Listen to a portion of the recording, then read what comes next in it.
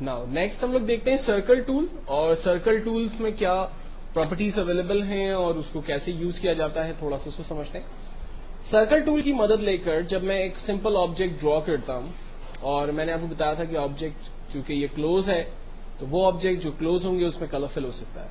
तो circle property में 3 shapes हैं, पहला सर्कल, दूसरा पाई और तीसरा ओपन शेप है जिसके अंदर कलर नहीं होगा।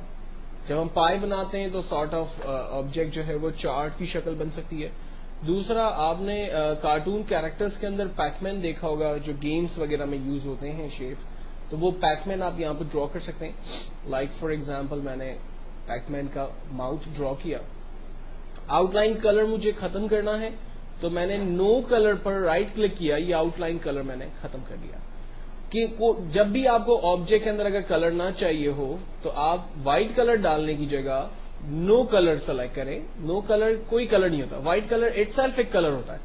तो बेस्ट हमेशा यह है कि आपको अगर कलर नहीं चाहिए तो नो कलर ले लें।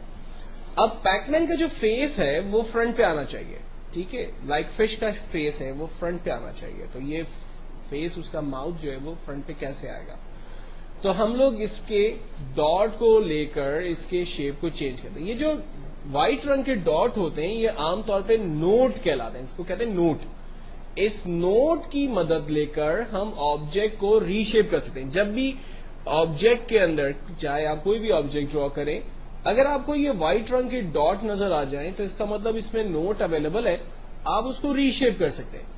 और अगर ये व्हाइट रंग के डॉट नहीं आ रहे हैं आपके पास तो आप उसमें ऐड कर सकते हैं, इनकी क्वांटिटी को बढ़ा सकते हैं। मिसाल के तौर पर इसी सर्कल के अंदर से 2 नोड आ रहे हैं, आपको ज्यादा चाहिए, आप ऐसा कर सकते हैं, लेकिन ये सब चीजें आगे टाइम टू टाइम डिस्कस होती रहेंगी। फिलहाल मैं इसके माउथ की पोजीशन को चेंज करना चाहता हूं, तो मैंने एरो के टूल के नीचे सेकंड एक टूल है शेप टूल, उसको सेलेक्ट किया। शेप टूल को सेलेक्ट करने से ऑब्जेक्ट की शक्ल जो है वो चेंज हो गई। इसमें जो ब्लैक डॉट आ रहे थे साइज को बड़ा छोटा करने वाले, वो शेप्स चले गए और सिंपल नोट हमें क्लियर नजर आ रहे हैं। मैंने टॉप नोट को लिया और इसको मैं मूव कर रहा हूं। अब इसको मूव कैसे करेंगे, इसमें भी थोड़ा सा टेक्निकल है। अगर आपका एरो, ये ब्लैक रंग का जो एरो है मेरे पास, ये शेप के अंदर से चल रहा है तो शेप इस वक्त क्लोज है। अगर ये ब्लैक रंग का डॉट, मेरा माउस देखें इस वक्त पेज के बाहर, शेप के बाहर है, तो ये ऑब्जेक्ट ओपन हो गया। तो ये ख्याल रखना कि जब आप शेप को मूव करेंगे तो अगर आपका माउस शेप के अंदर अंदर चल रहा होगा तो ऑब्जेक्ट क्लोज होगा, क्लोज होगा तो कलर भी दिखेगा। अगर आपका एरो बाहर से चल रहा होगा तो ऑब्जेक्ट तो, उसकी शक्ल तो चेंज होगी लेकिन उसके अंदर के कलर गायब हो जाएंगे क्योंकि ऑब्जेक्ट ओपन हो जाएगा। नाउ मैंने पैकमैन का फर्स्ट फेस इसको ड्रॉ किया, सेकंड फेस ड्रॉ किया। ये ऑब्जेक्ट के माउथ को मैंने बिल्कुल अपने रिक्वायरमेंट के हिसाब से सही किया।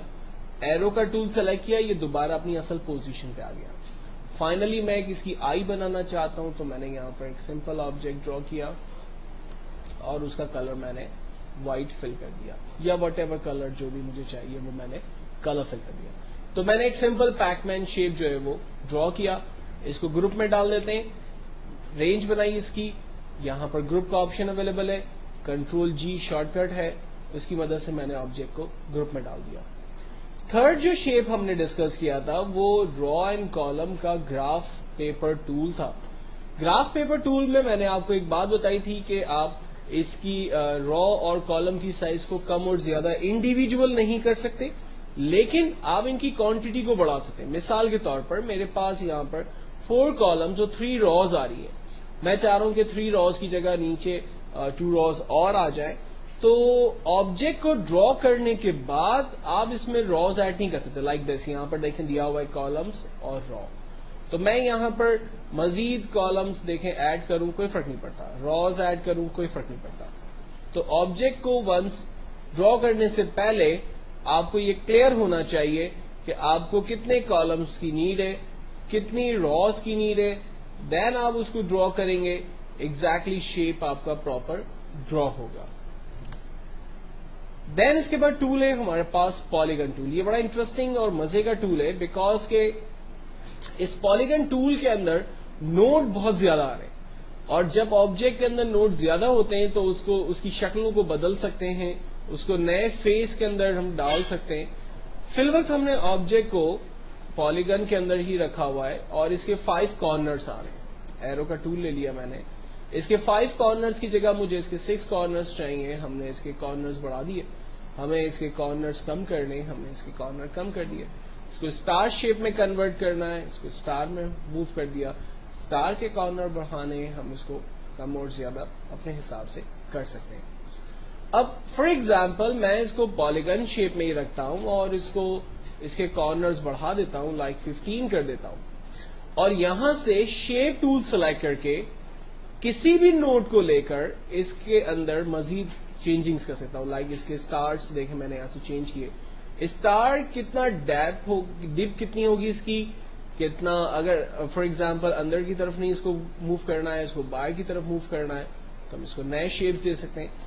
تو جتنے زیادہ اس کے اندر شیپس اویلیبل ہیں, ایروز نوٹ اویلیبل ہیں سوری, آپ اس کو اتنا ہی خوبصورت ڈیزائن ڈرا کر سکتے ہیں. شیپ ٹول کی مدد لے کر فار ایگزامپل میں آبجیکٹ کو کراس کرتا ہوں اور کراس کرنے کے بعد اب اس میں لائک کلر فل کر دیتے ہیں. ٹھیک ہے, اب یہ دیکھیں آبجیکٹ کے کلرز ہم اپنی مرضی سے چینج کر رہے ہیں. ایک پراپر اور ایک خوبصورت شیپ جو عام طور پہ آپ کو ڈفرینٹ ڈیزائنز کے اندر یوز کرنا اگر ہو تو آپ کر سکیں. تو اس طرح کی بہت ساری چیزیں آپ اس پالیگن ٹول کی مدد سے آپ بنا سکتے ہیں. پالیگن ٹول کے بعد نیکسٹ ہے اسپائرل لائنز. اسپائرل لائن میں نے آپ کو بتایا تھا جسٹ سمپل ویو کی طرح ہے, لائنز ڈرا کر سکتے ہیں. ان میں لائنوں کی کوانٹٹی ہے, کتنی لائنز ڈرا ہیں. یہاں پر میرے پاس number of for example 4 lines ہیں. ان لائن کو ہم چیک کرتے ہیں, یہاں سے اسٹارٹ ہو رہی ہے, یہ فرسٹ سرکل کمپلیٹ ہوا, دین سیکنڈ, دین تھرڈ, اور یہ لاسٹ میں 4th. اور ہر سرکل کے درمیان جو اسپیس ہے وہ ایکول ہے. ٹھیک ہے, آپ دیکھیں ہر سرکل کا جو اسپیس ہے وہ ایکول آ رہا ہے. اچھا, اگر اس کی بھی لائنوں کو آپ بڑھانا چاہتے ہیں تو بعد میں ڈرا کرنے کے بعد آپ ان کی لائنوں کو بڑھا نہیں سکتے. ڈرا کرنے سے پہلے آپ اس کی کوانٹٹی سلیکٹ کریں, کتنی لائنز اسپائرل کی آپ کو چاہیے, آپ وہ ڈیفائن کریں اور دین ڈرا کریں. چونکہ یہ آبجیکٹ اوپن ہے اس لیے اس میں سمپل کلک کرنے سے کوئی کلر فل نہیں ہوگا, لیکن آپ اس کی آؤٹ لائن کا کلر چینج کر سکتے ہیں. اسپائرل لائن کی ایک اور پراپرٹی ہے ہمارے پاس.